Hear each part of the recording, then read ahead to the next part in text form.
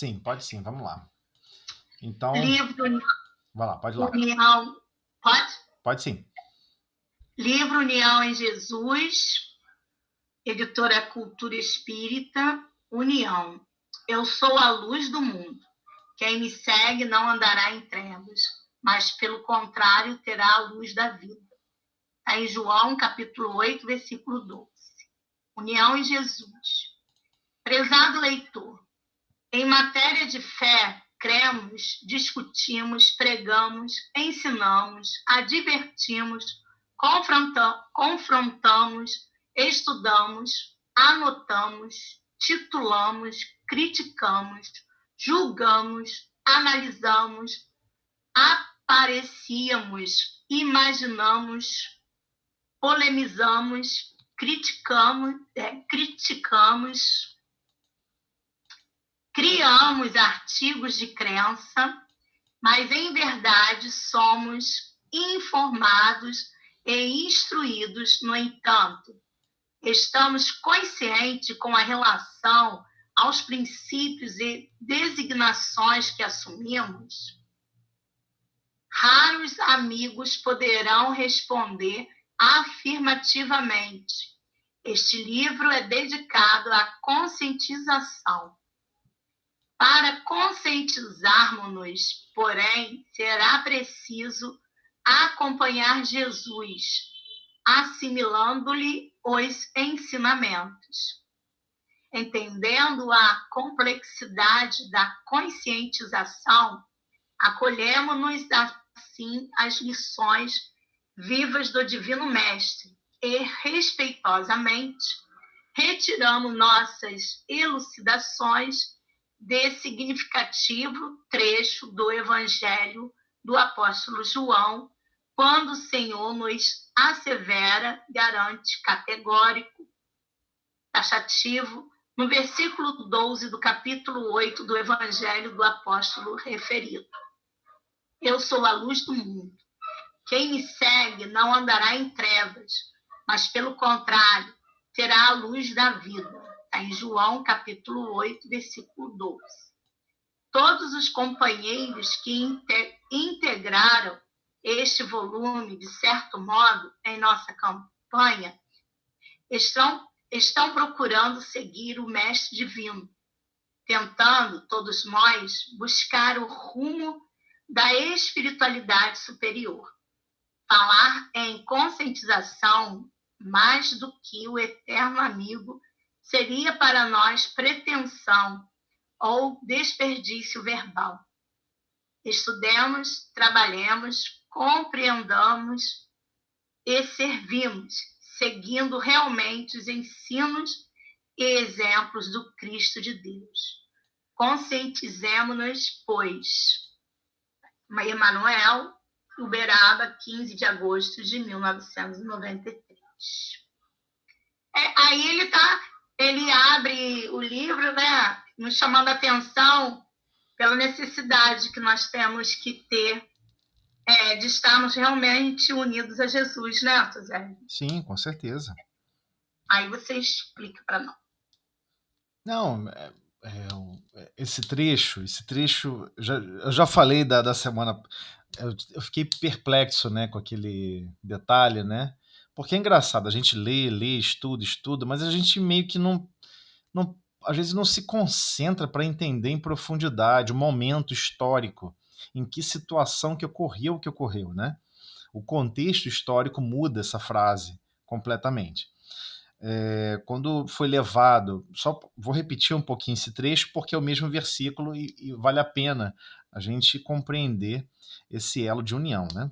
Com Jesus. Como é estar unido ao Cristo, como é mudar a nossa consciência, porque nos conscientizarmos sobre o Cristo é mudar a nossa consciência.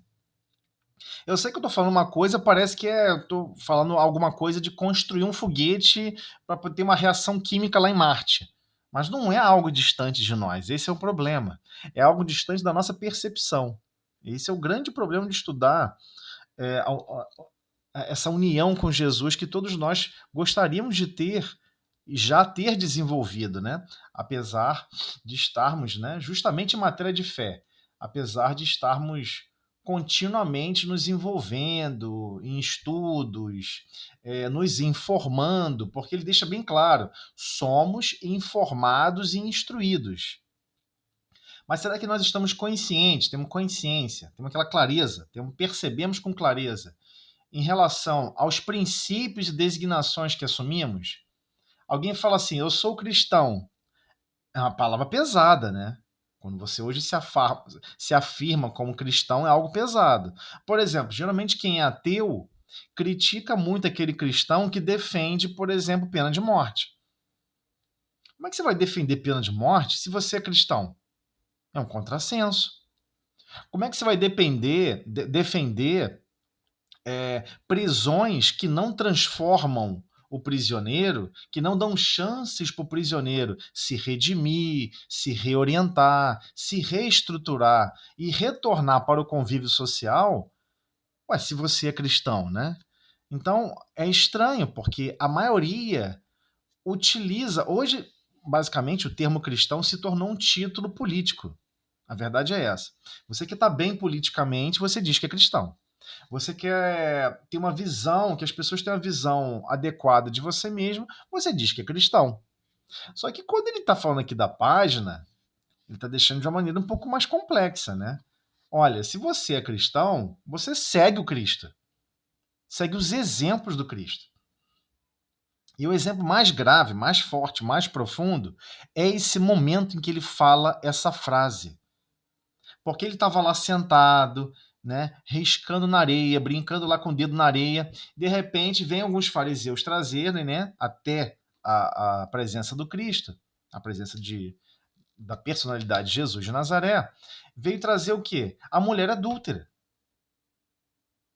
E ele nem esboça a reação nem de chateação, nem de nossa, que absurdo, uma adúltera. Ele não se preocupa com nada disso. Nada disso. Nada disso habitava nele. Esses sentimentos de combate ao mal. O sentimento de combate ao mal, como um combatente cruel, perverso, nunca habitou, não habita o Cristo. Não habita. Então o que ele reage? Ele vai e fala o que ele falou, né? Aquele que estiver sem erro, que atire a primeira pedra. E ele continuou lá, né? Sem demonstrar nenhum temor. E todos ficaram chocados, porque, né? Caramba, é verdade, né? Estamos todos realmente. E aquilo foi um impacto. Aquilo foi um impacto tão profundo que a Mano, em outras páginas, chega a falar o seguinte: que aquele momento foi um divisor de águas para toda a estrutura da justiça. Toda a estrutura da justiça do planeta Terra se modificou a partir do convívio com Cristo, aqui na Terra, a partir desse momento. Foi um divisor de águas. Por quê? Porque não faria mais sentido continuar a prática do assassínio, do assassinato pelo Estado contra pessoas que são acusadas de um crime, que são acusadas de algum delito. Isso não é defender o delito, isso não é defender o crime. É apenas ponderar a questão, né? Não se pode ajuizar, né? Fazer juízo, fazer julgamento de um erro praticando outro erro. Onde a execução de promover o equilíbrio é você praticar o mesmo erro. Então, por exemplo, a pessoa foi lá cometer um assassinato. É levado por juiz. Como funcionam as repúblicas mais evoluídas, né? As repúblicas mais evoluídas não possuem pena de morte. As mais evoluídas. Estados Unidos, somente em alguns estados existe prisão perpétua e pena de morte. Alguns estados, não é todo o país. Então você leva até, olha a situação, né? Você leva até o local. O juiz julga, né? Ele faz ali, ele controla o julgamento.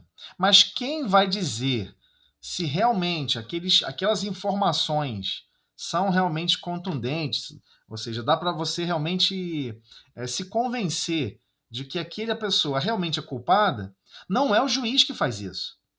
Nesses tipos de caso, é um grupo de pessoas, geralmente são 12 pessoas, que tem que, em unanimidade, preferencialmente, levar à condenação, fazer o veredito, chamado veredito. O que o juiz faz é controlar o fluxo de informações. Quais são as informações que são confiáveis? Aí apresenta. Então o juiz não julga. Isso é estranho porque a maioria não sabe disso, mas o juiz não julga. Finalmente, o que ele faz? Aquela tribuna com aquelas pessoas que são chamadas para realizar esse serviço público é que vão decretar o veredito, baseado somente nos fatos. Né? Então ele não entra para. Claro que depois, aí sim, o judiciário possui como você mensurar a causa, mensurar a culpabilidade. Né? No Brasil existe primeira instância, existe segunda instância. Até a segunda instância, você é avaliado o critério de culpa. Terceira, quarta, quinta instância, não tem mais avaliação de culpa.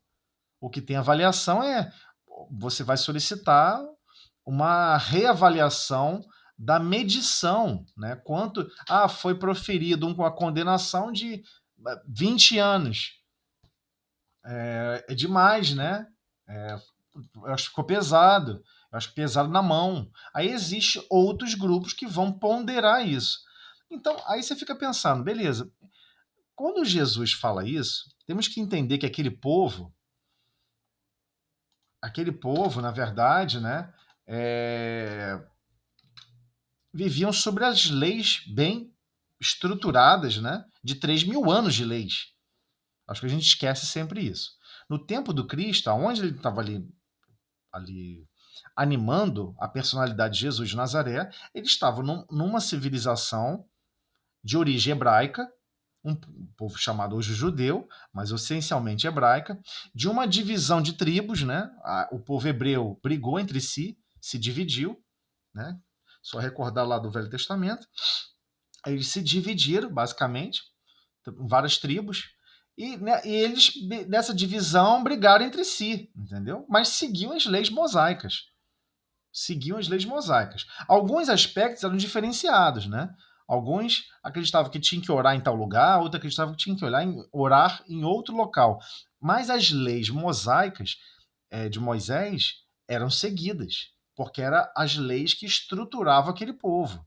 Eles seguiam aquelas leis. Os detalhes pormenores é que eles se dividiram. Então estamos falando de um povo que tem 3.000 anos antes do Cristo, com histórias de seguir leis. Eles sabiam que havia uma representação divina, o Deus único, e que eles tinham que seguir esse Deus único, porque era um Deus perverso, punitivo, taxativo, que julgava, que condenava. E a relação deles com Deus era de perceber um Deus duro, rígido, que condena, então eles achavam que tinha que fazer o mesmo. Eles ainda não tinha sido apresentado para eles um Deus de amor. Por que ele vai amar se Deus não ama? Né? Ou se ama e ao mesmo tempo condena. Isso é uma coisa estranha. Como é que Deus ama e ao mesmo tempo condena? Então, quando vem o Cristo e vem apresentar, e aquele momento é um ápice da história, né? Muitas pessoas acreditam que é o momento da crucificação. Eu acredito que esse momento é o momento mais emblemático, porque leva até ele uma pessoa para ele julgar. Ele julgar. E ele não julga. Não só não julga, não só não condena, como perdoa. Não se preocupa com isso. Porque ele sabia que lá nos refolhos daquela alma, aquele espírito já tinha passado por desgraças e sofrimentos suficientemente pesados para demonstrar que aquela escolha não era o melhor caminho. Ela já tinha passado uma série de azedumes, uma série de problemas. Então, quando ele não julga, e aí é um momento realmente emblemático, quando ele não faz esse julgamento, logo depois que ele acaba, que ele fala isso, que ele dá aquela fala final, aquele que tiver sem erro, que atire a primeira pedra, e ele levanta, ele fala essa frase: eu sou a luz do mundo. Quem me segue não andará em trevas, mas pelo contrário, terá a luz da vida. Quando ele acaba de fazer aquela situação de levar alguém a ser condenado, o que se esperava dele? Ele apresentar observações, o porquê que ele defendeu ela, o porquê. Todo mundo, até eu imaginava isso. Você imagina que ele vai virar e vai falar o seguinte: vou explicar para vocês o que significa justiça. Não, ele não falou isso. Só para vocês entenderem como é um momento emblemático.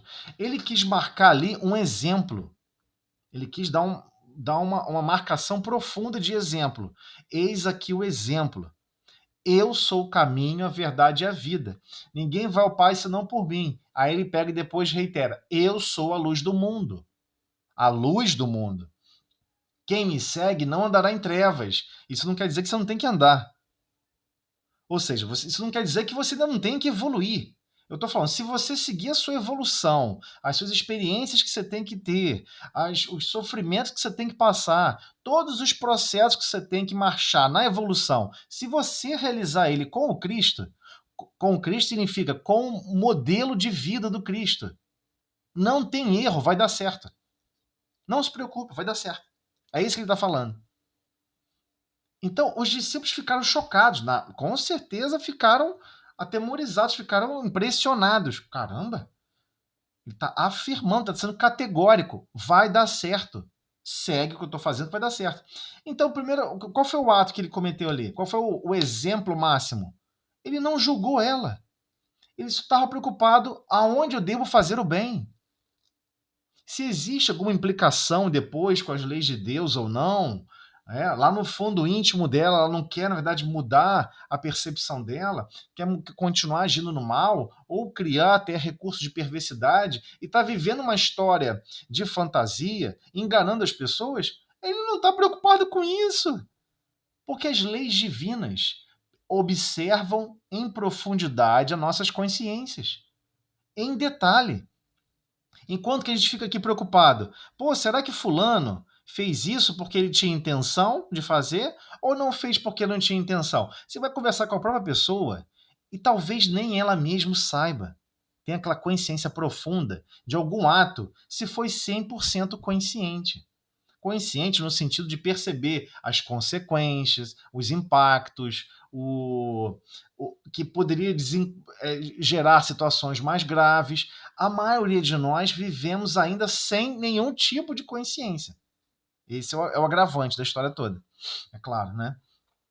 Mas seguir a consciência do Cristo você está no momento de percepção de algum mal de alguém, que alguém está executando algum mal, não julgue, não condene, não faça nenhum. Se você fizer isso, 80% dos seus problemas estão reduzidos. Porque certamente ele falou isso com os discípulos. E João foi doído, hein? Convencer João evangelista, foi doído, tá? É porque a gente esquece um pouquinho de ler os versículos antes dos versículos que a gente estuda. Por exemplo, uma das divisões que tiveram das tribos foram os samaritanos. Samaritanos por quê? Porque moravam na Samaria. Era uma região chamada Samaria. Quem vive em Niterói, niteroense. Quem vive em São Gonçalo, gonçalense. Quem vive na Samaria, samaritano. Então a parábola do samaritano, quando Jesus pediu para passar pela Samaria, ele precisava passar por aquela região, ele sabia de um problema muito grave que habitava dentro do coração dos discípulos. Gente, é como se fosse daqui até Cachoeira de Macacu andando, tá? Daqui até a região serrana, você vai num lugar cheio de pedra, sem água, sem comida. Você fazer isso tudo só para colocar e dar um exemplo de agravo bem profundo para ele perceber que ele estava errado, é impressionante. E o Cristo faz isso. Ele vai por esse caminho. Primeiro, João se ofereceu, né? Senhor, deixa eu ir na frente para saber. Eu não sei se vocês recordam desse trecho, mas é muito bonito esse trecho anterior à parábola em si. Na hora que ele conta a parábola, lá no finalzinho, quando ele chega, né, já nas portas do local que ele tinha que ir. Quando ele estava anteriormente, o que aconteceu? João pega e fala, não, pode deixar, eu vou na frente para checar, né? Jesus pede isso a ele, por favor, eu quero ir tanto. Tipo, mas vamos beirando o lago. Não, vamos, eu quero ir pela Samaria. Por favor, prepara para mim essa viagem. E pede para João. O João vai, né? E João vai um dia, né, de caminhada e volta. Quando o João volta, só para vocês entenderem o psiquismo de João. O João volta revoltado, cuspindo fogo pelas ventas, revoltado com os samaritanos. Senhor, eles disseram que negaram guarida, negaram amparo para a gente. nessa caminhada. Aí temos que lembrar que na cultura desse povo, se tem uma pessoa, um andarilho andando na rua, como hoje em dia, né? Toca a tua campainha, te pede um copo d'água. Pô, você negar um copo d'água é uma coisa muito grave, né? Meu Deus, um copo d'água, isso não vai mudar nada na tua vida. O cara tá morrendo de sede, você vai dar um copo d'água. Claro que hoje em dia na cidade tem outros problemas, problemas de assalto, de crimes, enfim. Mas naquela época, você não ofertar isso ao viajor, o mínimo, hein? Água. A água, algum recurso básico. Você não ofertar, pela cultura hebraica e pelas leis de Moisés, qual era a punição? Deus poderia jogar bolas de fogo sobre a sua casa e queimar todos que estavam lá dentro. Era assim que naquela época se convencia a pessoa a oferecer um copo d'água a um viajor. A pessoa só praticava por medo. Ela não praticava porque queria. Ela só fazia isso por medo. Ok? Só para vocês entenderem em que circunstâncias culturais. E isso quantos mil anos? 2.000 anos. 2.600 anos com essa cultura. Só para você ver como isso era forte. Ok, eles se negaram. Porque eles odiavam os judeus, né? Odiavam aquela outra tribo. Não se davam bem. Aí adivinha o que João falou? João olha para o Cristo e pensa: pô, o Cristo é muito bonzinho. Então, João pega e fala, anterior a esse momento, né? Pega e fala assim para o Cristo: Senhor, você quer que eu ore a Deus e que caia bolas de fogo sobre essa gente, acabe com toda essa gente de uma vez só, agora, nesse minuto? João Evangelista. Isso é inacreditável, né? Você fala assim, cara, como é que pode falar uma mais dessa? Falou. Aí o Senhor, não precisa. Obrigado, tá? Obrigado, valeu, obrigado. Mas não precisa, não vai ser necessário. E eles prosseguem a viagem, mas nós vamos seguir viagem assim mesmo. Eles chegam lá em condições devastadoras. Você imagina caminhar, sei lá, eu acho que bati o quê? Uns 60 quilômetros, é uma distância absurda a pé. Levaram dias caminhando, dias e noites caminhando. Num sol escaldante, num frio excruciante à noite, sem água, sem provisões, sem comida suficiente para todos. Então chegaram do outro lado em frangalhos. E como Jesus é abordado? Você imagina, não vai chegar lá o cabelo arrumadinho, roupinha limpinha, sandália não semi-destruída. Você vai chegar em frangalhos. É só você fazer uma caminhada aí. Sugiro, faz uma travessia numa mata. Você vai ver como é que você vai chegar do outro lado. Você chega com o pescoço todo caraquento, sem tomar banho, sem ter água, você vai chegar mal. Ele chegou, todo esse grupo chega lá mal, chega um fariseu e pergunta para ele, afinal, quem é meu próximo? Porque estava escrito na lei, né? Amarás a teu Deus de todo o teu coração, de todo o teu alma, e a teu próximo como a ti mesmo. Então a pergunta era pertinente. Só que era até vexatório. Ei, eu tô aqui em frangalhos, todo estrupiado, sem água, sem comida, e você espera que eu responda primeiro? E foi isso que o Cristo fez, respondeu primeiro. Respondeu como? Contando uma história, que é a chamada parábola a historinha do parábola do samaritano. Aí ele conta a parábola do samaritano, que havia um homem caído, passou um, rezou assim, rezou a tal. Somente um fariseu, né? Somente um fariseu não, somente aquele que era altamente odiado por João naquele momento, né? Justamente oh meu Deus, esqueci o nome. O samaritano, somente aquele samaritano que era totalmente odiado pelos judeus, é que teve a melhor conduta. É que abaixou, pegou aquela pessoa, checou se a pessoa estava viva, botou num cavalo, levou até a estabaria. Olha, eu não posso ficar aqui com ele, mas dê tudo de bom e do melhor para ele. Eu vou voltar, eu pago a conta, toma aqui adiantado um valor. Cuidou o máximo, cuidou o que minimamente hoje a sociedade faz. Né? A ambulância chega, você liga, a ambulância chega, cuida da pessoa. Ele foi lá e fez isso. Hoje em dia tem pessoas que não querem parar para chamar a ambulância para alguém. Não quer. Eu tô ocupado, eu tenho certeza que alguém vai chamar. Mas o psiquismo é de não querer auxiliar, não querer ajudar. Esse é o problema, né?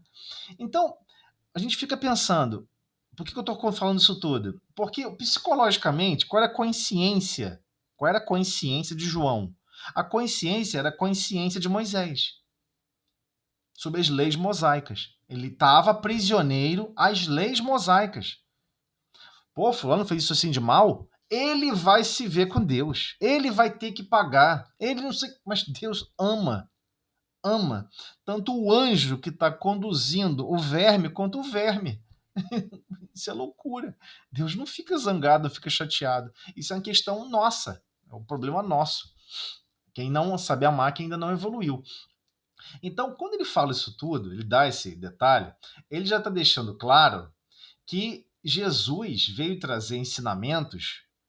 Não é para você anotar para saber como arremessar pedra no lago. Olha, você tem que girar a pedra assim, você tem que fazer assado. Não, não é nada disso.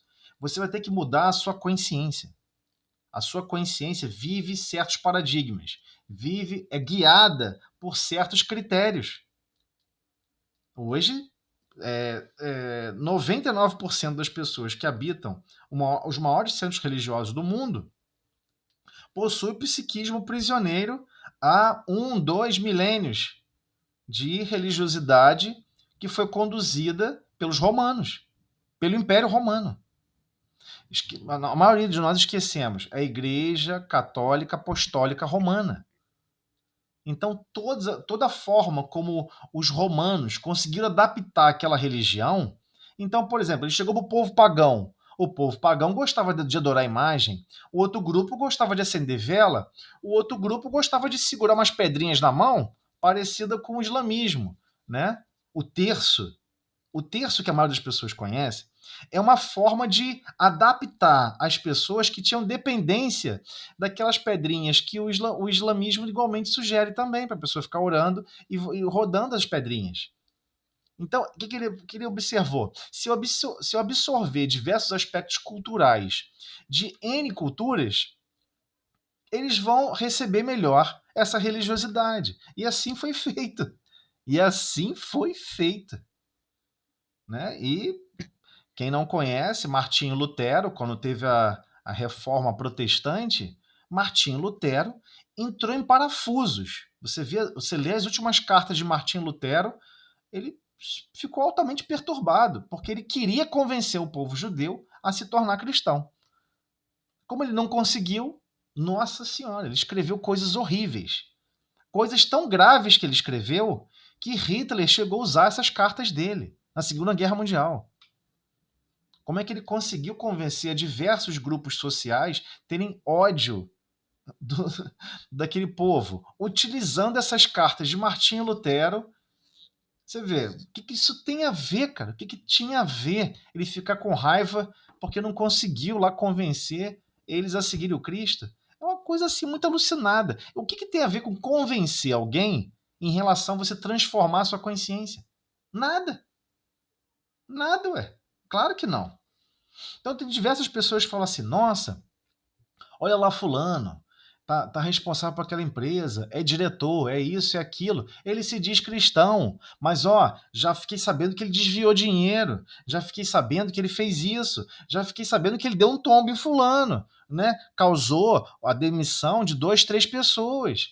E ele vive fazendo manipulações e intrigas para se manter no poder. Aí você fica imaginando, o que isso tem a ver com Cristo? Não adianta você botar um rótulo de cristão se você não está seguindo nada com relação ao Cristo. Então, por isso que seguir o Cristo é tão difícil. O que o Cristo faria se ele estivesse nessa situação? Aí você toma um susto. Ele não tomaria nenhuma dessas decisões.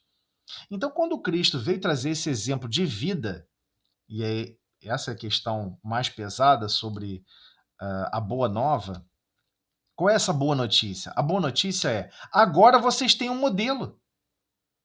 Está na dúvida? Imagina como esse modelo iria responder nessa situação. E aí você vai descobrir que, na verdade, a maioria das vezes que estamos em alguma atividade religiosa, estamos personalizando a atividade religiosa. Transformamos, moldamos, ajustamos para o nosso interesse. Então, por exemplo, eu tenho interesse de conseguir aquela casa, aquela situação ou uma outra situação com alguém. Ou eu vou lá, caso com fulano, dou um golpe nele, não sei o quê, e pego a casa para mim. Simples assim. É lógico que Deus quer o meu melhor. Então, se ele quer o meu melhor, é o meu melhor por através de qualquer caminho. A pessoa cria essas verdades alucinadas na cabeça e assim pratica. E acha que está seguindo Cristo. E acha que não vai ter que devolver a casa. Essa que é a parte mais chocante. Não, fulano foi lá, desviou 3 bilhões de dólares, não sei o que, de uma empresa. Ele acha que não vai ter que devolver. Ele acha que ele não vai ter que reencarnar em uma outra situação, em outro contexto, para ajudar a minimizar aqueles efeitos. E é claro, você acha que vai ficar de novo num cargo de responsabilidade? Por vezes não. Então é muito complicado. Hoje em dia nós vamos observando que nós somos provados o tempo todo. Provar em que sentido? Por isso que eu falo de provas e expiações. Você está numa situação de poder, você está numa situação de destaque, muito cuidado. Muito cuidado com o que você escolhe. Você está escolhendo a partir de qual consciência? A sua? Então toma cuidado. Geralmente a nossa própria consciência fracassa. Então é esse o problema. Você não tem como fugir. Você está no meio de um jogo. Você está no meio de um jogo que você não domina as regras e que você tem que acertar. É isso que todo mundo se revolta com encarnação. É o chamado jogo da vida. Qual é o jogo da vida? Eu não sei como melhor conduzir minha vida. Olha o exemplo do Cristo e tenta fazer o máximo, dentro da sua capacidade, é claro, né? O máximo de conduta similar ao que o Cristo faria. Vai dar certo. Mas quando a gente está aqui encarnado, a gente não quer fazer nada disso. Mané acompanhar Jesus. Que mané acompanhar Jesus? Quer acompanhar ainda não. A pessoa quer ter uma boa condição financeira, quer ter uma boa condição de vida, quer viver curtindo a vida doidado. Que maneira salvar a humanidade? A humanidade não tem jeito, não. Quantas pessoas falam isso? A humanidade está indo para o buraco. Então as pessoas utilizam essas desculpas para não enxergar o real objetivo do jogo da vida. O jogo da vida é: eu tenho que escalar o Everest. Só que o Cristo já escalou. O Cristo já escalou e mostrou: olha, segue esses passos aqui. Ó. Tá vendo aquela região ali? Não, não segue por ali, segue por aqui. O que você vai escolher aqui nessa situação? Escolhe isso, é melhor, hein? É isso que ele fez. Ele foi lá e marcou o caminho. Ó, esse é o caminho. Mas quando a gente chega naquela mesma encruzilhada, a gente fala: ah, não, esse caminho não. É muito mais difícil. Né? Não, poxa, não tem destaque. Não me agrada. Eu tô fora, não vou seguir por esse caminho. Aí você quer segue por outro. Aí você começa a ir para um lugar cheio de trevas, cheio de perturbações, porque não tem como esse negócio de não caminhar. Estaremos sempre caminhando, eternamente. Se Deus é infinito amor, infinita sabedoria, significa que a marcha evolutiva é infinita. Não tem fim. Então estaremos sempre marchando para estar o mais próximo possível de Deus. Então teremos sempre que entender essa complexidade que é consciência. Como se transforma a consciência? É muito difícil. Muito difícil. É o fato de você estar educando uma criança. O educar a criança é um fenômeno impressionante. Quando você está conversando com a criança, e às vezes a criança tem certeza que ela está fazendo, ela está bem. Quando ela percebe que não é a sua opinião, sabe o que ela fala? Ela não fala nada. Ela silencia, balança a cabeça, mas você sente que ela, no fundo da alma dela, ela não concorda com você. Ela não concorda. Mas ela consegue viver no silêncio, do antagonismo. Desde criança, qualquer espírito reencarnante sabe que pode ficar no silêncio do engano. Está te enganando. E ela está enganando ela mesma. Então você chega para a criança e fala assim: olha só tem como você aprender tabuada e certos princípios da matemática fazendo 1000 exercícios. Aí sabe o que a criança fala? Ah, não, é muito. Não vou fazer isso não. Isso é cansativo. Não, você vai fazer sim. Senta aí. Pai, meu dedo tá doendo. É, o meu também doeu. Continua escrevendo. Faz aí. Nossa, mas isso é muito duro, que não sei o quê. Não, pode fazer, minha filha. Vai dar certo. Confie que vai dar certo. Segue assim que vai dar certo. Senão você não vai perceber qual é a lógica da matemática. Você só vai perceber estando vivenciando a matemática. A matemática até hoje, por que é tão enigmático aprender matemática? Né? Por que é tão difícil? Porque é outro idioma, é outra língua. É outra língua completamente diferente. Você tem que ter um nível de consciência diferente. É uma consciência diferenciada. Por isso que é tão complicado para a gente aprender matemática. Aquele princípio lógico, a pessoa sabe, mas saber ensinar, não consegue ensinar. Porque a maioria dos princípios lógicos de matemática foram perdidos. Por que foram perdidos? Se você for estudar Pitágoras, teorema de Pitágoras, né? A área da hipotenusa ao quadrado vezes é igual à área dos catetos ao quadrado somados. Se você for buscar esse teorema, se você for entender a beleza desse teorema, você fala, de onde o cara tirou isso? E o mais importante, por que estava preocupado com isso?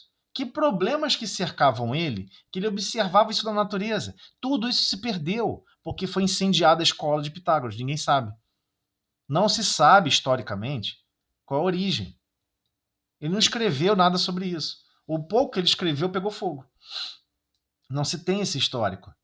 Então, é muito difícil, porque ele estava tentando explicar e criar uma nova consciência. Olha, essa nova consciência, despertando cada grupo para isso.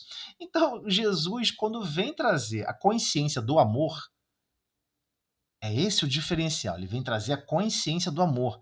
Fica muito difícil se você não seguir os exemplos dele.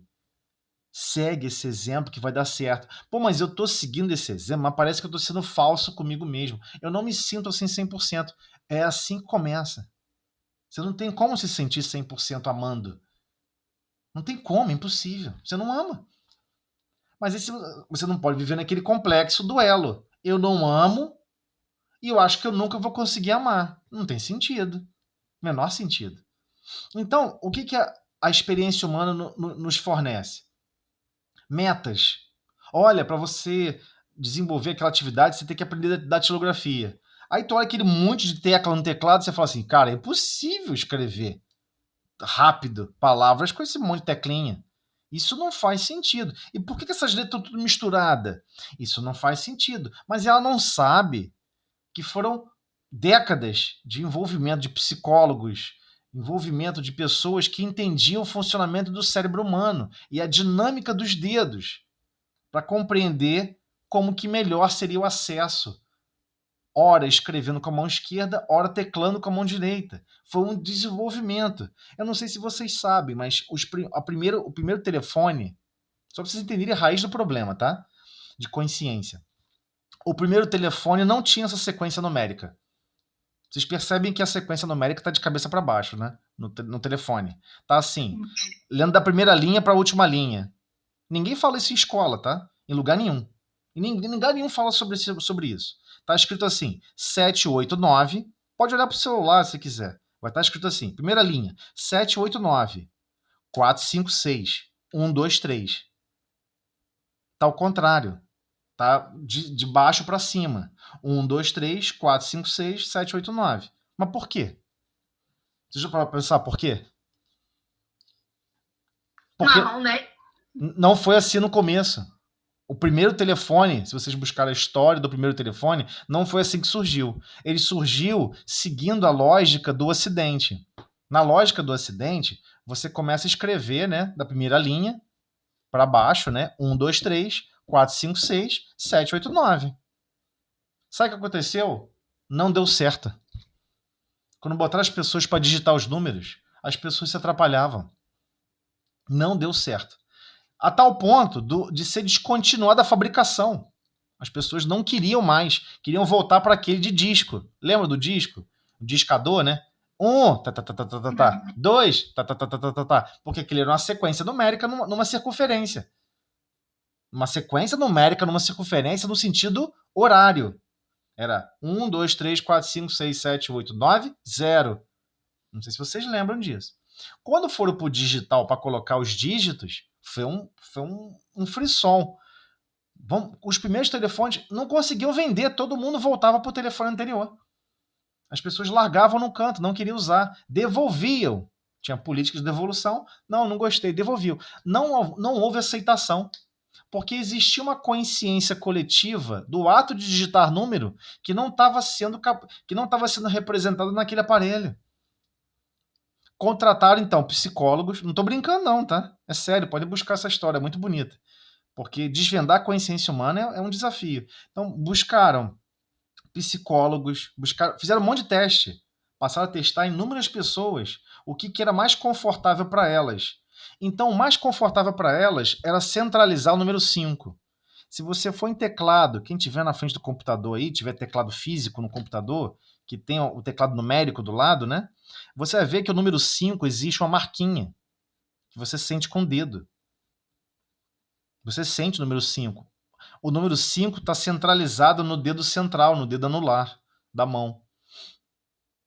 Aí você fica essa coincidência. Não, isso foi desenvolvido por estudos psicológicos. A psique humana funcionava assim.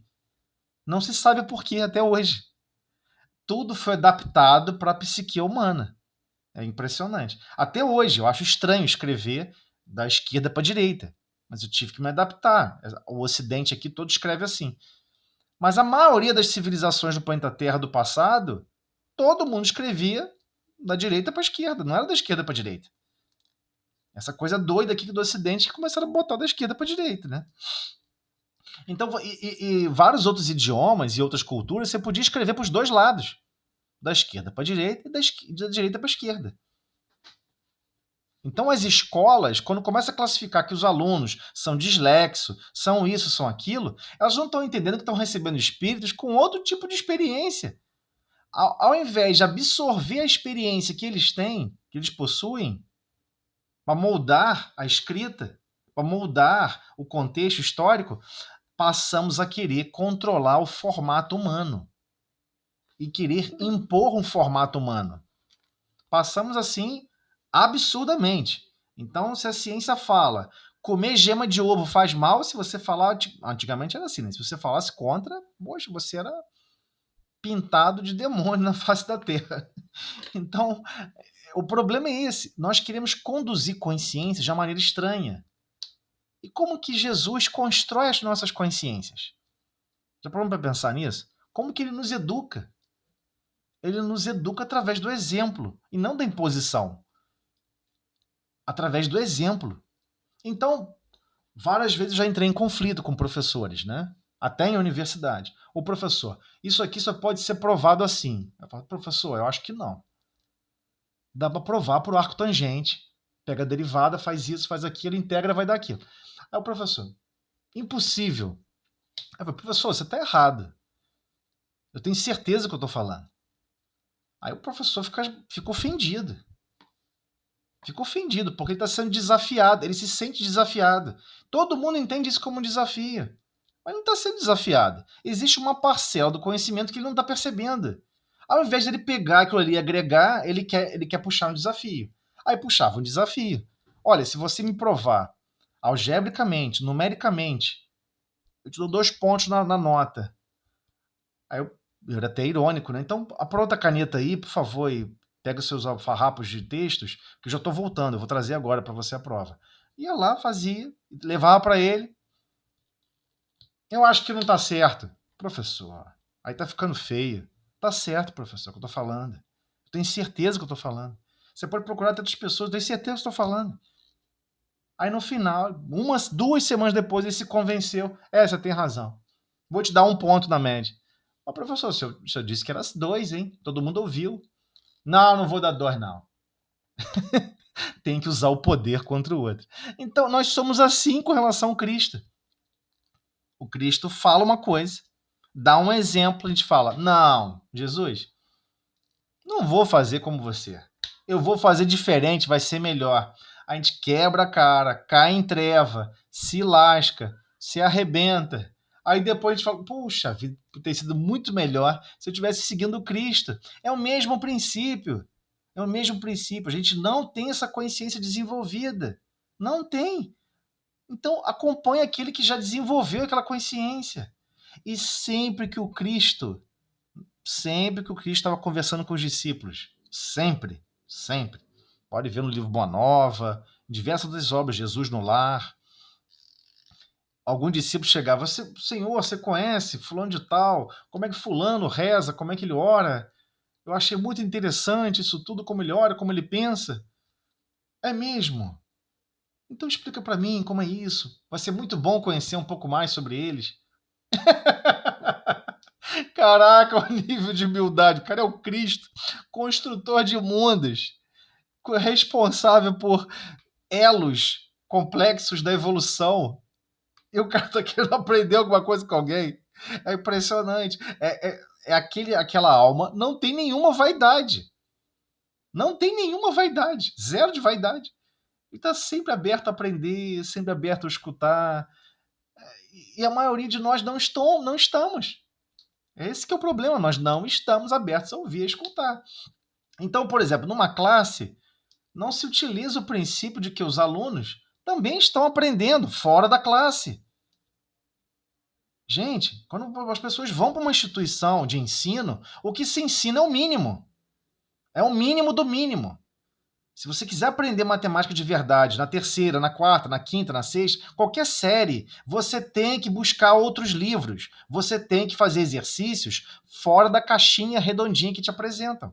Senão você não aprende a matemática como deveria. Senão você não aprende o inglês, o português, qualquer idioma. A escola te apresenta o mínimo. É um estímulo mínimo. Então, tem professores que são conscientes disso, mesmo a escola adotando um certo padrão de educação, apresentando um certo livro, ela apresenta listas de exercícios. Antigamente, né, era só mimeógrafo. Um monte de mimeógrafo. Quem era dessa época. O professor tinha muito mais liberdade. Ele está vendo que a forma que está sendo explicada no livro não é suficiente, ele agrega mais exercícios, ele agrega mais recursos para desenvolver a consciência daquela criança, para desenvolver aquela consciência de uma maneira efetiva. Então, o que ele está tratando aqui é muito difícil, né? Porque ele fala, entendendo a complexidade da conscientização, acolhemos-nos, assim, às lições vivas do Divino Mestre. Mas lições vivas, porque ele esteve com a gente, ele fez escolhas. Alguém foi e prendeu ele ficou revoltado? Não, não ficou revoltado. É só inocente. Por que você está preocupado? Você não é inocente? Então por que você está preocupado? Você está preocupado se você fosse culpado. Como Sócrates já havia passado por essa experiência. Ministro do Cristo. Vai lá, tem que dinamizar a forma deles pensarem. Vai lá e começa com essa coisa de tal de filosofia. Eles precisam dinamizar o pensamento deles. Se eu penso, logo existo. Aí começou, né? E você vai vendo o histórico.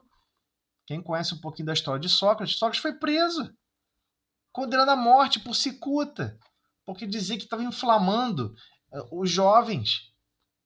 Inflamando o quê? Não fez nada demais. Foi condenado à morte para tomar cicuta em praça pública, um veneno em praça pública. Quando ele estava preso, a esposa, puxa, mas você está preso. Você foi condenado à morte. Porque está tudo tranquilo assim. Ué, mas eles também estão condenados à morte. Qual o problema? Mas você é inocente. Aí ele vira para a esposa e fala, você queria que eu fosse culpado? Você preferia que eu fosse culpado? Então a visão dele é, eu prefiro não estar no erro.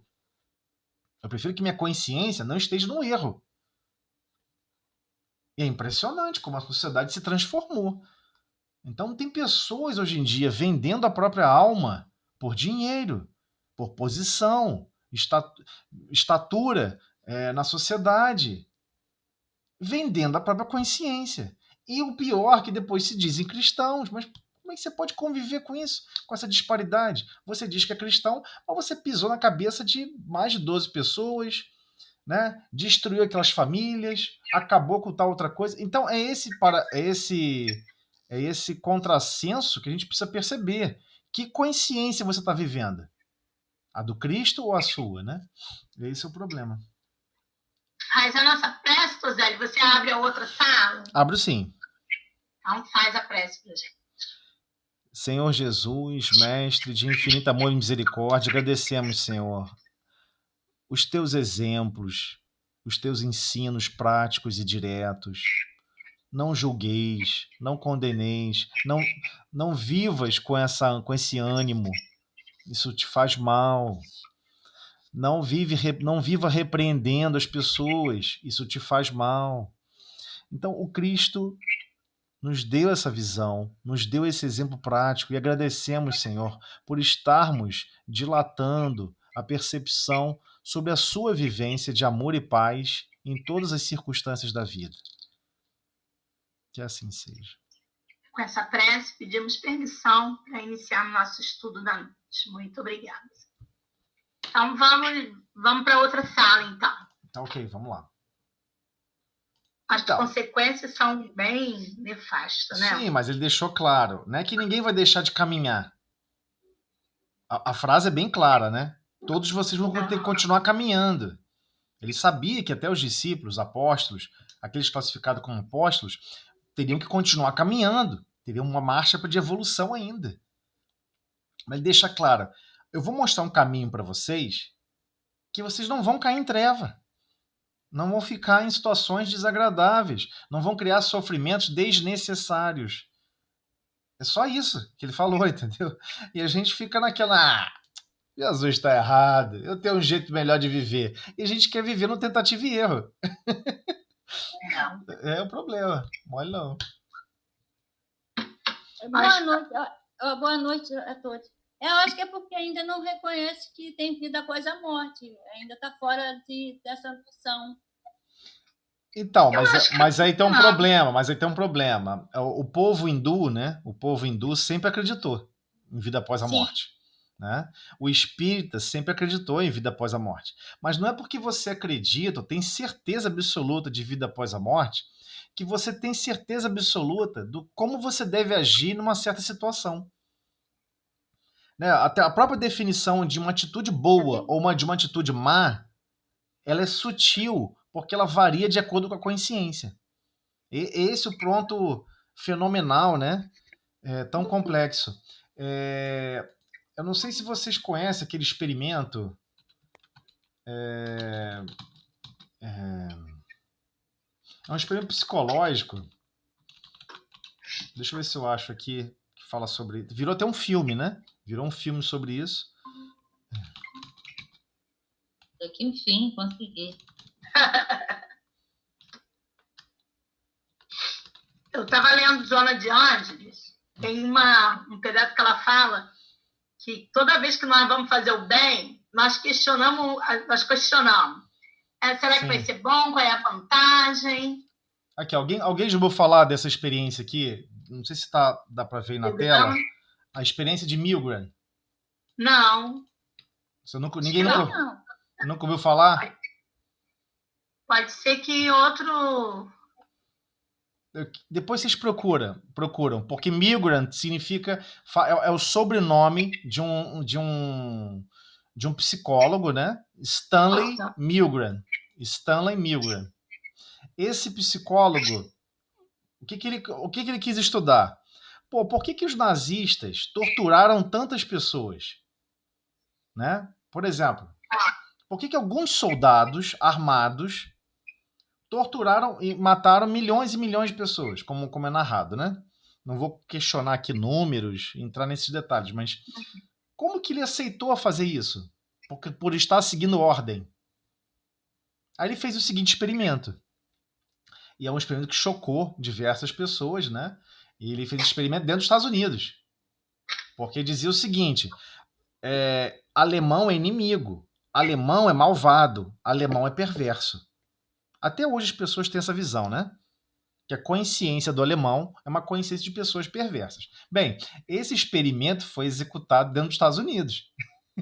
Como é que funcionava o experimento? Exatamente como está nessa figura aqui, ó. Tá vendo essa figura? Então, tinha uma pessoa aqui que era o responsável, como fosse o chefe. Então, o que eles fizeram? Tinha um corredor, né? Um corredor onde eles iam pagar as pessoas para participar de um teste psicológico nessa universidade. Aí aparece um monte de gente. Você diz que vai dar dinheiro, aparece um monte de gente. Eu já ouvi. Só que duas pessoas que estavam lá na fila eram atores. Eram atores, tá? Alguns eram atores. Então eles pegavam, escolhiam uma pessoa que não era ator com um ator. O cara que está aqui dentro é ator. A pessoa que está dentro de uma salinha aqui fechada é ator. É o A. Ele é amarrado, ó, ele é preso aqui, ó. Ele fica numa cadeira e o cara que está na posição S, nessa estação de trabalho, ele tem que fazer uma série de perguntas, porque isso aqui era uma entrevista de emprego. Então falava que se você for bem nisso aqui, né, você está recebendo para participar desse teste, mas se você for bem, tem chance de ser convidado para trabalhar né, ganhando um bom salário. Então as pessoas foram. E aí chegou aqui, né? Ou seja, havia um interesse pessoal em jogo. Aí o S aqui, qual era o treinamento dele? Eu quero ver se você consegue controlar esse equipamento. Como é que funcionava esse equipamento? Você vai fazer perguntas. Se o cara acertar a resposta, você vai apertar aqui um botão de uma lâmpada e não vai fazer nada. Mas se ele errar, você tem que apertar esse primeiro botão, que é um choque. E as perguntas começavam a ficar mais difíceis. E o choque era uma corrente elétrica cada vez maior. Só que era tudo falso, era encenado. O cara aqui dentro não estava tomando choque coisa nenhuma. Ele estava fingindo. Ele, ai, caramba, o que foi isso? Acho que eu tomei um choque. Aí o cara, esse S olhava pro cara ali, que é o chefe, né? O chefe, continue. A atividade é assim mesmo. E aí ele continuava, ia dando choque. Até chegar em choques, em níveis alarmantes. Que o cara tava dando, gritando de dor, por favor, faça parar, por favor, por favor. Sabe o que aconteceu? 70 e poucos por cento das pessoas continuavam dando choque. E eram americanos, não eram alemães. Entendeu? Então, é impressionante, né? Então foram voluntários. Ó. Os voluntários foram recrutados por um experimento de laboratório. Os participantes foram 40 homens, com idade entre 20 e 50 anos, ou seja, a idade militar, cujos postos de trabalho variavam entre não qualificados a profissionais. Eles receberam $4,50. Mas naquela época o dólar era muito valorizado. Então, essa é uma experiência que é um choque cultural. Por quê? Porque todo mundo acreditava que, né, na verdade, o alemão é que é mau. O americano é bom, o brasileiro é bondoso, o americano é maldoso. Mas não é, existe uma consciência deturpada, uma consciência que não é fraterna, ela não é humanizada. Então tinham pessoas que falavam, eu não vou continuar isso. Isso é um absurdo. Não posso continuar dando choque nas pessoas. Olha só, hein? Aí levantava, então você tem que devolver o dinheiro. A pessoa devolvia o dinheiro. Não, eu não preciso disso. E ia embora. Mas existia aquelas pessoas que não. E essas pessoas que não iam embora, continuavam a aplicar o choque. A avaliação dele foi o seguinte: a presença do supervisor influenciou. Mas a escolha era dele. O cara não estava armado na sala, não estava botando uma arma na cabeça dele dizendo, se você não continuar dando choque, eu vou dar choque em você, hein? Então, o mal imperou, impera ainda, né? Deixa eu fazer uma pergunta. Então, Zélio, hoje não é utilizado em vários lugares a máquina detectada para descobrir se a pessoa está mentindo ou está falando a verdade. Será que foi através dessa máquina aí que hoje fizeram essa nova máquina? Não, esse teste psicológico era falso, tá? Não estava dando choque nenhum. O objetivo do teste psicológico era para dizer o seguinte: a pessoa, como ela não está sendo prejudicada, e quem está sendo prejudicado é o outro, ela não se importa. É isso que eu estou falando. Vão existir situações na sua vida, como na minha vida, na vida pessoal de cada um, onde existir uma situação onde você pode ser prejudicado ou todos os outros podem ser prejudicados, você vai escolher todos os outros. É isso que ele está falando.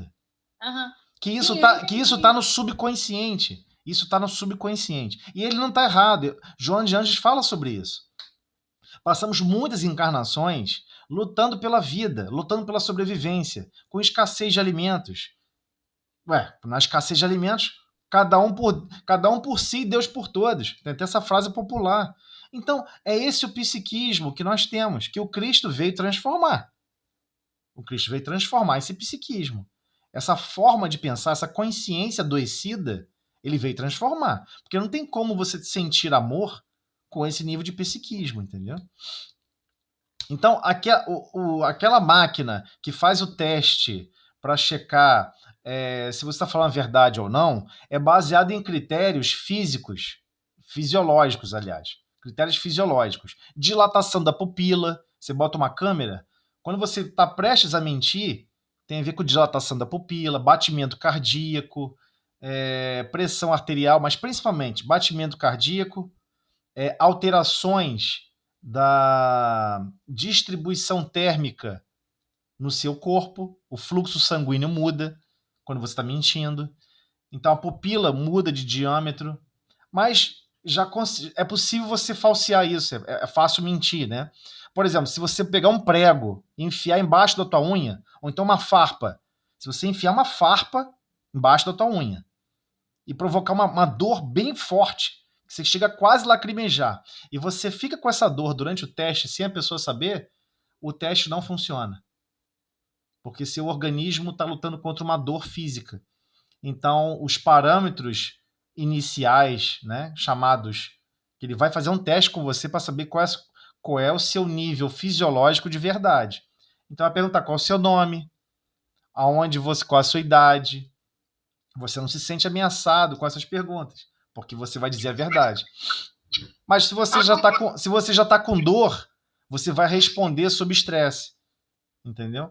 Então, quando tiver o estresse da pergunta que você vai mentir e você está sentindo dor, a máquina não pega.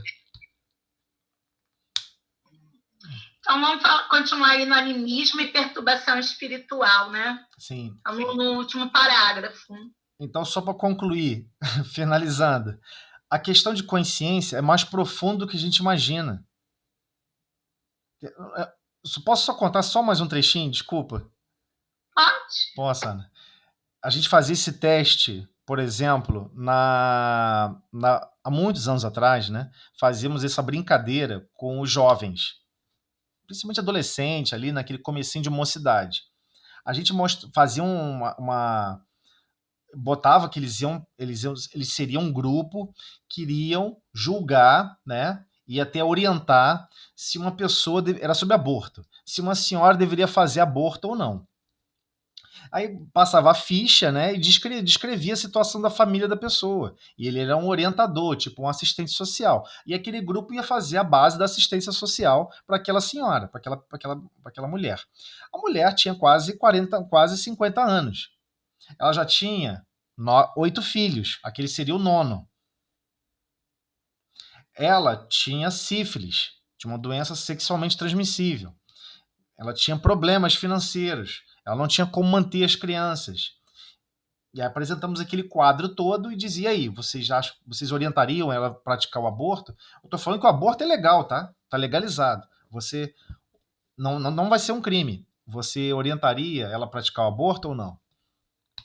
Unanimamente todos falaram que praticar o aborto. Unanimidade. Uma unanimidade, porque você pintou o cenário daquela maneira. Aí eu falei, olha só. Agora eu vou dizer quem é essa 9ª criança. É Beethoven. Vocês acabaram de assassinar Beethoven e vocês nunca iam ouvir uma composição de Beethoven. Beethoven foi uma 9ª criança e é por isso que ele faz a 9ª sinfonia. Tem um significado para ele, né? Foi um significado muito profundo para ele ter a 9ª sinfonia, porque ele foi o 9º filho, né? A mãe passou por um sofrimento muito grande para ter esse 9º filho, uma escassez de recurso, uma dificuldade muito grande de alimentação, né? Uma dificuldade alimentar grave. E aí você assassinou Beethoven. Aí todo mundo, nossa, eu não sabia. É engraçado, né? Porque a consciência... A consciência você fala, pô, que isso? Já tá com 8 filhos, tá bom, né? Você sabe quem vai nascer? Então, como eu tô falando, nós somos assim. Nós relativizamos tudo. Alteramos todos os princípios o tempo todo. Até mesmo aquele que se diz cristão. Até mesmo se diz espírita cristão. Conhecedor de todas as revelações. Conhecedor, igualmente, da terceira revelação. está estudando, convivendo com o Consolador prometido. Mas você está só sendo instruída. A sua consciência não está sendo transformada. Transformar consciências é um esforço hercúleo, de Hércules mesmo, da própria alma, em querer se modificar, né? Não é tão trivial. Mas vamos lá. Então, eu estou perdida. Aqui, vamos lá. Animismo e perturbação espiritual. Né? Vamos lá. Deixa eu maximizar aqui um pouquinho. Posso continuar aqui embaixo ou quer que dê uma lida aqui em cima? Pode continuar? Que nós paramos aqui. Dá para continuar. Você que sabe. Quer dar uma... Então, vou dar uma palhinha aqui rapidinho. Um ponto que merece ser considerado em relação às manifestações anímicas diz respeito às vinculações com processos de perturbação espiritual. Alguns de difícil solução. Então, o que ele fala? Ele fala explicitamente daquele médium em que quem está se manifestando, quem está se exprimindo, é a própria consciência do médium. Tem um subconsciente perturbado, altamente complexado, com vários problemas, e que é estimulado por espíritos desencarnados para que essa subconsciência desperte e reaja na hora da comunicação mediúnica. E isso é permitido, tá? Tudo bem? Foi só para poder te lembrar desse trecho aqui, ok? Então vamos pular aqui. Nesta situação, o animismo se manifesta descontrolado.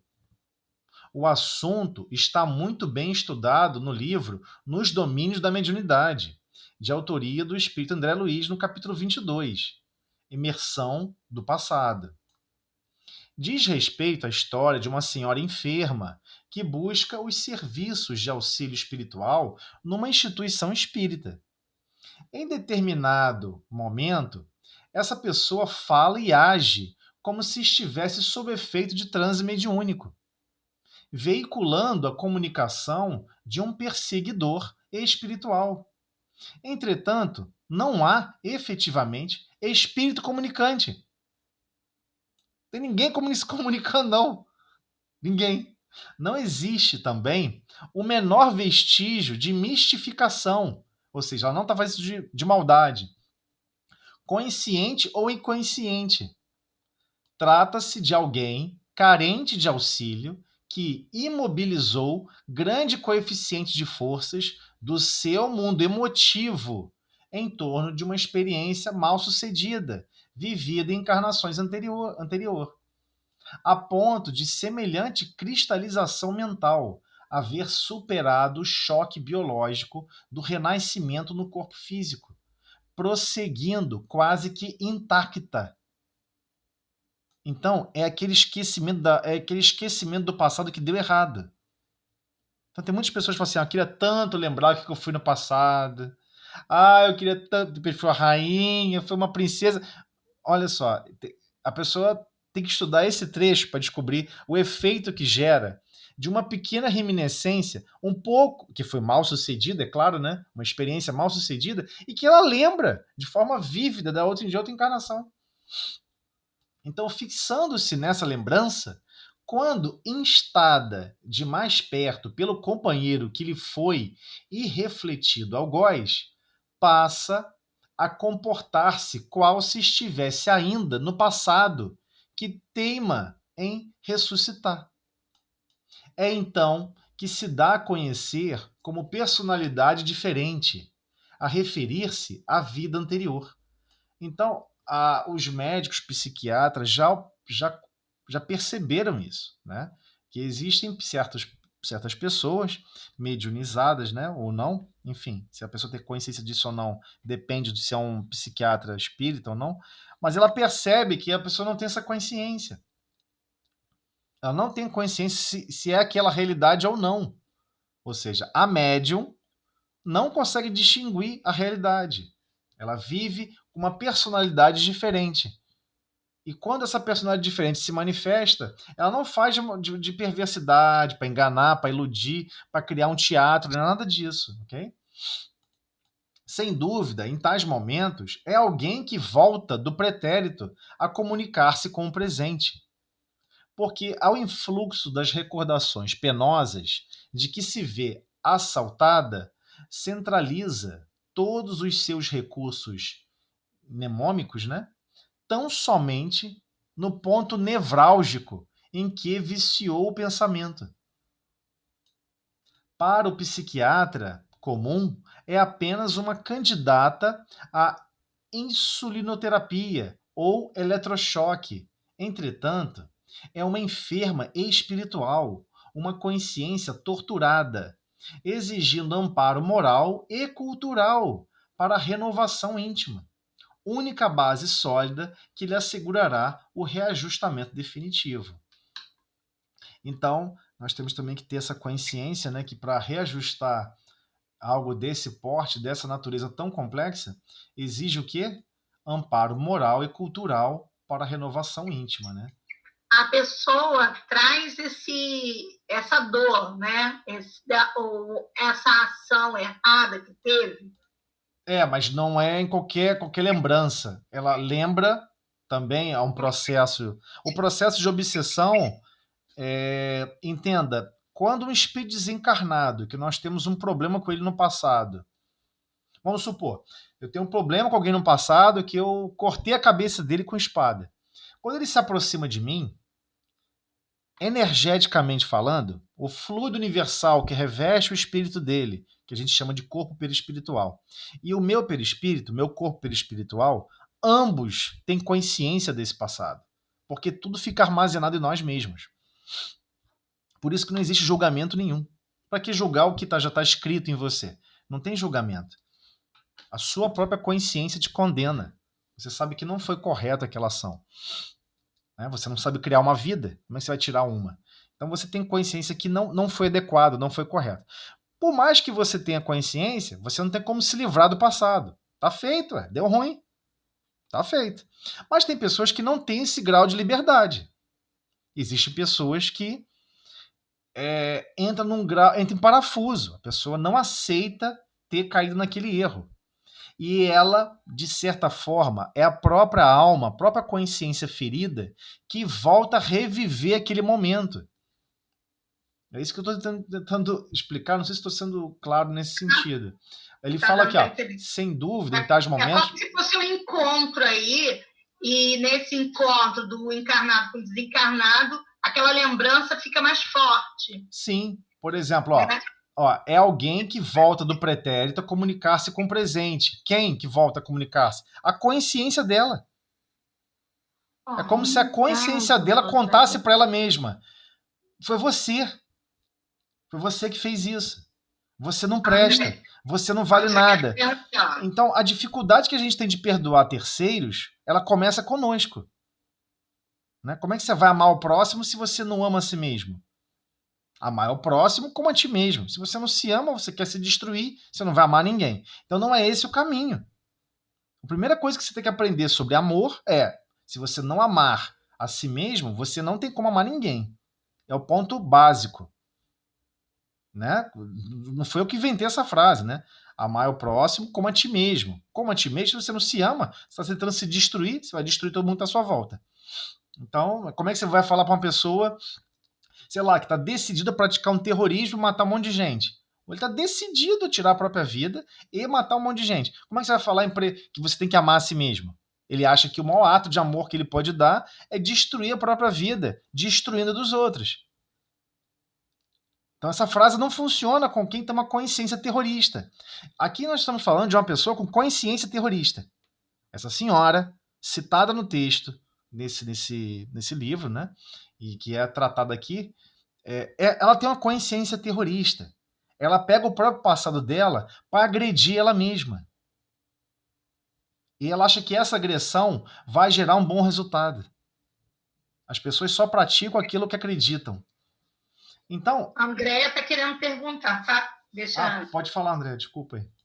Não, eu queria entender, assim, e a pessoa que está sempre pensando em suicídio, está sempre com aquela coisa de suicídio. Ela já se suicidou nessa mesma idade. Mas, mesmo passando tanto tempo, na mesma idade, eu acho Por Sei lá. exemplo, você conhece uma síndrome que existe na França? Eu sei que a Ana agora vai ficar triste comigo. Existe uma síndrome chamada síndrome do turista que vai conhecer a França. A Não, pessoa cai em hospital, passa mal e tudo. A pessoa tem um desejo profundo de conhecer a França. Um desejo profundo. O psiquismo dela está prisioneiro à França. Porque ela viveu coisas lá maravilhosas. Ou não. Mas o psiquismo, de alguma maneira, atrai ela. Alguma coisa está atraindo ela para a França. E a pessoa vai lá. Quando chega, existe um grupo expressivamente grande que passa mal. E qual é a leitura das pessoas dos médicos que analisam? É que a pessoa tinha uma ideia muito maravilhosa da França. E quando chega lá é uma grande decepção. E é uma grande decepção, né? Quem já esteve na França, eu já estive, é uma grande decepção. Vai num dia... Sério, você já esteve na França e nem me falou nada. Fui várias vezes, nunca gostei, nunca me senti bem. As fotos. Já estive na Alemanha, já estive em vários lugares, nunca me senti bem na Europa, não me sinto bem, juro por Deus, não me sinto bem.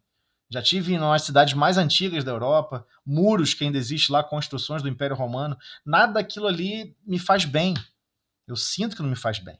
Estive também na Itália e não quis conhecer o Coliseu. Não quis conhecer o Coliseu. Meu Deus! Porque eu já tive problemas gravíssimos no Coliseu. Eu já fui escravo ali no Coliseu. Entendeu? Eu sei disso. Eu passava um dia na outra encarnação, porque nessa tá difícil eu passar por essa experiência, eu falo, mas é meu sonho. Então, mas aí essas pessoas que têm esse sonho chegam lá. Aí qual é a visão dos médicos, né, que atendem lá na emergência as pessoas passando mal? É a síndrome psicológica que dá efeitos físicos. A pessoa sente efeito físico no corpo físico. A pessoa tem enjoo, passa mal, desmaia, chega a desmaiar. E a pessoa acha que é decepção com a França. Né? Acha que tinha que ser muito mais bela do que é. E, sinceramente, não tem. Tudo concretado para mim não tem beleza. Né? Você vai lá, o Arco da Aliança. Pô, mas você sabe qual é o motivo daquele arco? O Arco do Triunfo, né? Você sabe o motivo daquele Arco do Triunfo?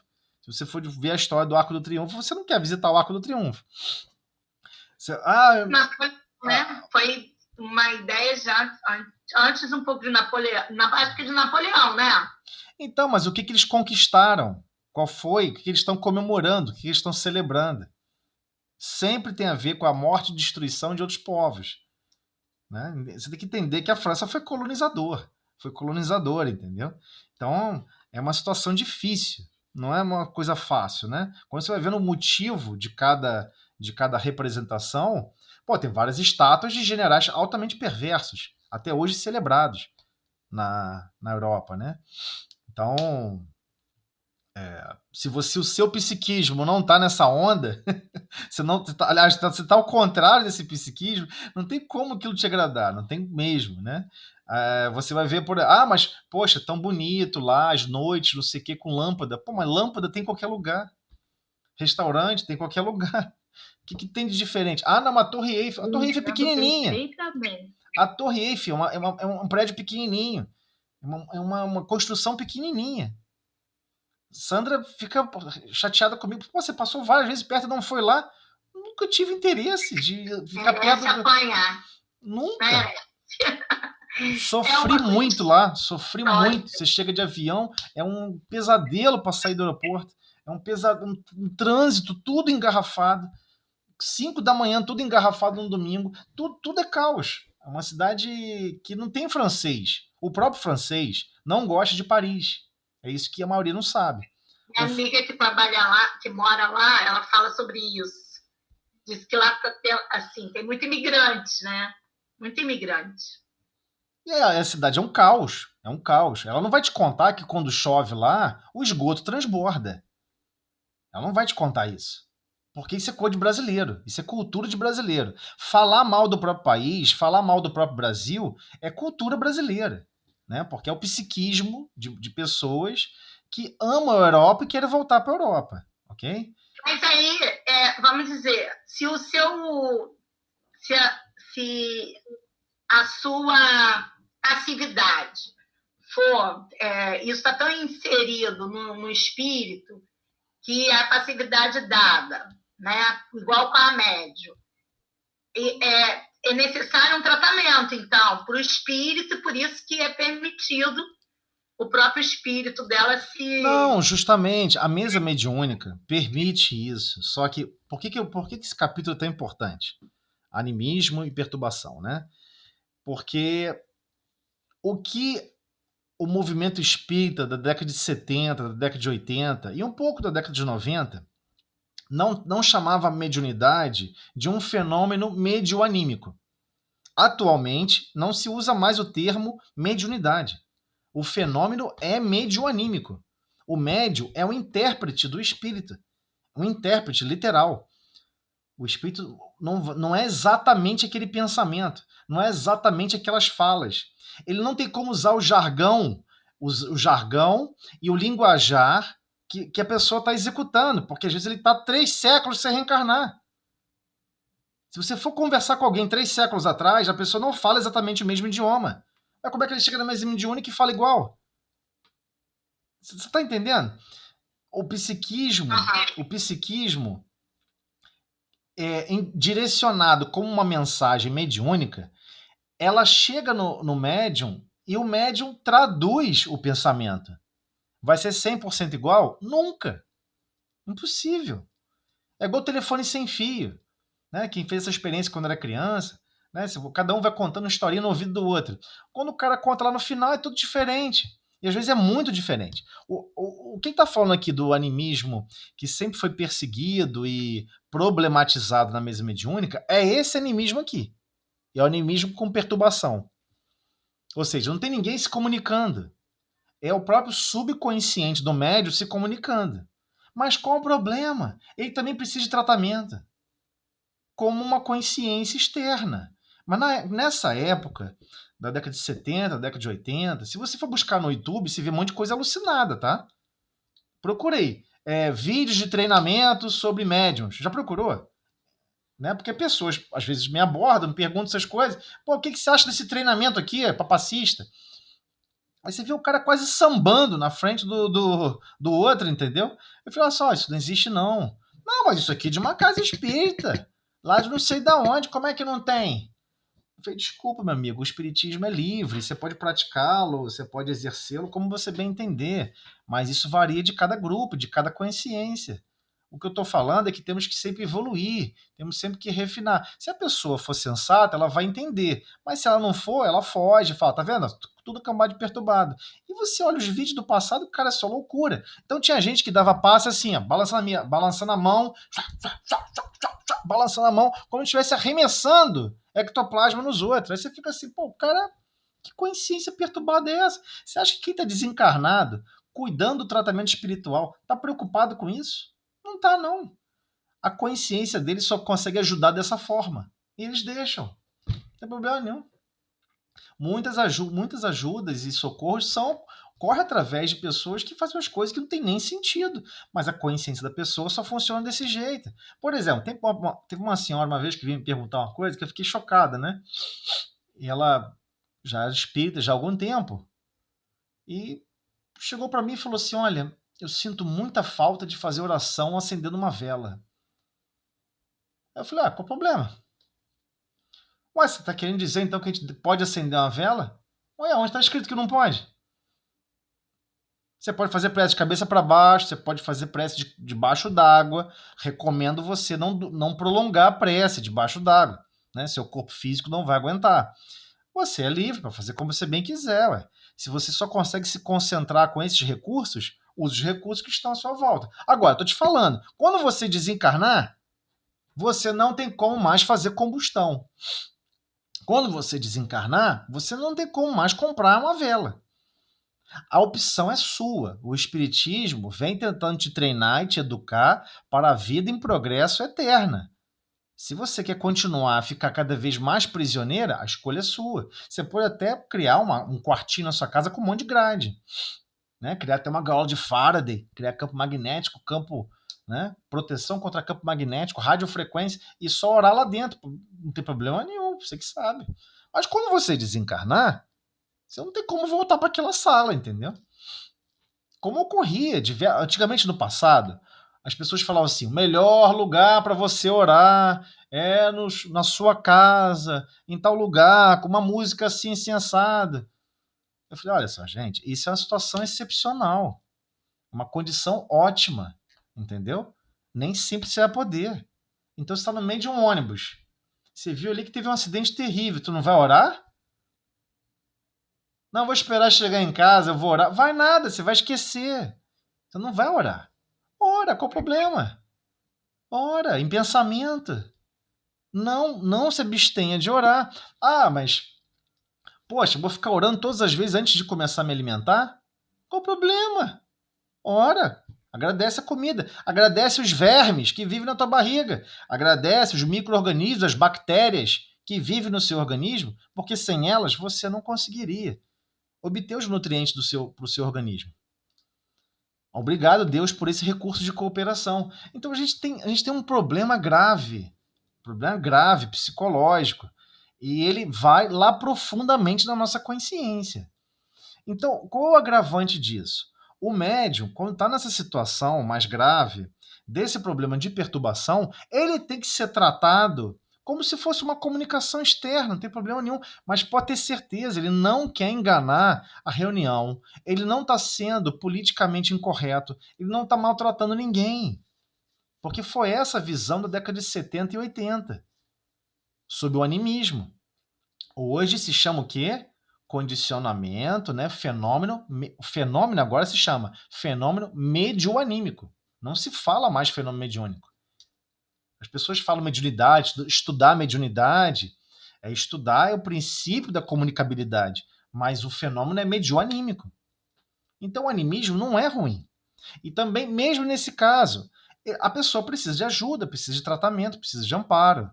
Mas é claro que esse amparo é complexo, não é uma coisa simples. Olha o que o texto vem falando. É enferma espiritual. A pessoa é uma enferma espiritual. Tem um problema grave. Grave, tá? É uma consciência torturada. Por isso que eu falei de terrorismo. Ela gosta de se torturar. Poxa, como é que eu fui errar nisso? Eu me odeio. Já viu essas pessoas que têm essa mania? Chega a desenvolver problemas psicológicos que a pessoa se arranha, cara. A pessoa se mutila, se maltrata, se auto-inflige dores. Pra quê, cara? Qual o objetivo disso? Vai produzir alguma coisa de bom nisso? Não vai, não vai. Mas no psiquismo dela é uma consciência torturada, exigindo o quê? Amparo moral e cultural. Aqui é um problema, cultural sim, para a renovação íntima. Ah, como assim cultural? Ela tem que aprender novos conceitos. Ela tem que aprender novos exemplos. Ela tem que entender princípios morais do Cristo, princípios filosóficos do Cristo, princípios científicos, igualmente, do Cristo. Precisa desenvolver esses recursos, são os recursos da alma. Né? Quando Paulo de Tarso estava naquele momento muito difícil, que ele não conseguia mais visitar os diversos grupamentos que ele ajudou, inclusive, a fundar, vinha carta e perguntas de tudo quanto é lugar. Eis que ele ouve uma voz dizendo: use os recursos do Espírito. E aí, como assim, Senhor? Paulo, escreve, Paulo. Caramba, pega o papel e escreve, meu irmão. Só falta o Cristo e falar assim pra ele: escreve, meu camarada. Você encadear o pensamento numa sequência lógica, gradativa, explicativa, com exemplos, com todo carinho, amor e amparo, e colocar por escrito, é um potencial da alma exercida nessa estação de trabalho. Usa com sabedoria. E se afastou. Então o processo é esse. Temos sim que desenvolver recursos culturais. Não tem como escapar disso. Única base sólida que lhe assegurará o reajustamento definitivo. Não sou eu que estou falando, né? É o referência 10. Única base sólida que assegurará o reajustamento definitivo. Quando ele botou essa cláusula aqui, é E de condicionante. Não pode ser só moral, não. Tem que ser cultural também. Então, é muito difícil hoje em dia. As pessoas acreditam o seguinte: olha, eu só vou estudar todos os aspectos morais dos ensinos do Cristo. E daí? É como se você estivesse lendo um manual de funcionamento de uma máquina complexa. Você não serve para quê? Serve aquela máquina, onde você vai usar, como você vai usar, quando você vai usar e em que contexto você vai usar. O que adianta? Você entende o problema? Então tem que ter um aspecto cultural. Você tem que compreender, culturalmente falando, que todos precisam de experiências de trabalho, de experiências de conseguir lograr certos resultados e também a experiência do fracasso. É muito intrigante, né? Você, por exemplo, entrar num estudo, por exemplo, de judô, né? Você começa a estudar a filosofia do judô, que é a filosofia do samurai, né? E quando tu vai estudar a filosofia do samurai, você toma uns sustos às vezes, né? Você fica impressionado com alguns aspectos. Você vê que realmente a humanidade não esteve abandonada em lugar nenhum da face da Terra. O cara é um samurai. Tecnicamente, é tratado como violência. Mas sabe como é que era para formar um samurai? Ele não podia ter espada no início do treinamento. Ele tinha que se aperfeiçoar primeiro em poesia, em arte, em escrita nanquim, saber pintar e desenhar muito bem e saber executar o ritual do chá no tempo certo, de forma coordenada. Aí você vai falar, o que isso quer dizer? Isso quer dizer o seguinte, ele tinha que aprender primeiro o que são os recursos, os potenciais humanos, antes de você ter o poder de ceifar uma vida. Como é que você vai botar uma espada na sua cintura se você não sabe como é que é a complexidade da vida? Então eles tinham que estudar primeiro. E levava anos, tá? Mais de 10 anos estudando a complexidade da vida. Só podia usar espada de madeira. Treinava espada de madeira. Não podia usar de navalha de jeito nenhum. Ele ainda não sabe valorizar a vida, não sabe valorizar os outros. Então você fica impressionado. Ah, mas no combate corpo a corpo, sem nada. Aí você lê assim parte escrita. Aquele que me derruba está me ensinando. Porque quando eu estou no chão e eu levanto, eu estou ensinando para aquele que me derrubou que eu consigo me reerguer, mesmo depois que eu sou derrubada. Então, o cara consegue ver aprendizado em lugares, em situações, em contextos de forma impressionante. Então, por exemplo, por que essa parte cultural é tão importante? Porque senão você vai achar que todo conhecimento que vai ajudar a libertar a sua consciência só vai surgir da doutrina espírita. Eu sei que vocês vão falar assim, pô, tu já enlouqueceu? Vai começar a falar contra a doutrina espírita? Não, não estou falando contra. Existem certos recursos para dilatar a sua percepção que só vão surgir se você ler outras coisas. Mas não porque a doutrina espírita é limitada, é porque nós somos limitados. Nós precisamos ainda de outras experiências. É esse o problema, né? Então, desculpa, pode falar. Não, vamos fazer a nossa prece. Vamos Olha sim. o horário. O vídeo aqui está com 1h33. Já, mas estava tão bom. Pois é, passa rápido. Me lembrei, Toseli, esse sentimento, uma vez que eu fui à Bahia, aí fui visitar a Santa Casa. Uhum. Quando eu cheguei perto da roda, sabe o que é roda, né? Sim, sim. Eu chorei, eu entrei em prantos. Eu nunca entrei, eu chorei tanto, parecia que eu já tinha vivido aquilo ali, ou eu botei alguém na roda, né? No mosteiro, né? Sim. Ou eu já fui colocada na roda. Mas eu nunca senti o que. Aí você falou sobre passar mal quando você foi na Europa, sim, né? Você passou mal. Aí eu não passei mal. Eu me sentia que eu não fazia parte daquilo ali. Eu não comi. Eu chorei. Eu chorei muito. Sim. Mas foi um pranto assim, eu não conseguia parar de chorar. A olhar aquele objeto. Tem que lembrar que a roda também existiu em Niterói até o quê? Década de 90, né? Tinha uma roda no centro de Niterói, né? Triste, muito triste. André, faz a prece pra gente.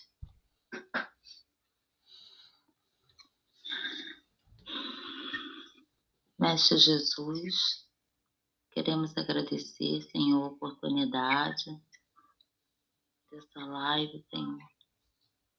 Possamos refletir sobre toda a mensagem que foi passada para cada um de nós, Senhor. Quero pedir para os irmãos presentes, os que não puderam comparecer por algum motivo, Senhor, possa receber o socorro necessário. Muito obrigado, Mestre Jesus, por mais uma oportunidade. Com essa prece, pedimos permissão para terminar o estudo da noite. Muito obrigada, Senhor. Mas eu só vou me sossegar quando eu for um dia, em outra encarnação, quando eu desencarnar, tá, José? Aí eu